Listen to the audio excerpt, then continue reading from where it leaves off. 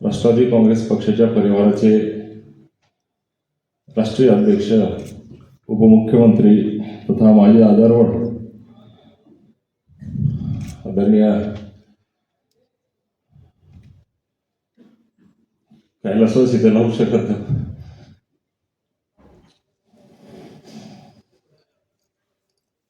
आदरणीय दादा हे 28 तारखेला आपल्यामधनं अचानकपणे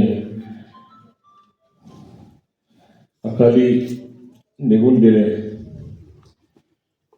मागच्या 4 दिवसापासून आम्ही सर्व अत्यंत शॉकमध्ये आहेत आणि अशा परिस्थितीमध्ये माझ्याकडं काही शब्द नाही आहेत. मी खऱ्या अर्थाने निशब्द झालेलो आहे. सर्व कार्यकर्त्यांनी आणि सर्व सहकार्यांनी समजून घ्यावं. सर्वांना माहिती आहे त्यांचे, आमचे, माझे, तुमच्या सर्वांचे शब्द, संबंध, ऋणानुबंध कशा पद्धतीने जुळले होते आणि त्यामुळं अनेक आठवणी, अनेक विषय बोलण्यासारखे भरपूर आहेत. परंतु खऱ्या अर्थानं मी माझ्या भावना एवढ्या दाटलेल्या आहेत की मी व्यक्त होऊ शकत नाही. मी खरंच आज निशब्द आहे.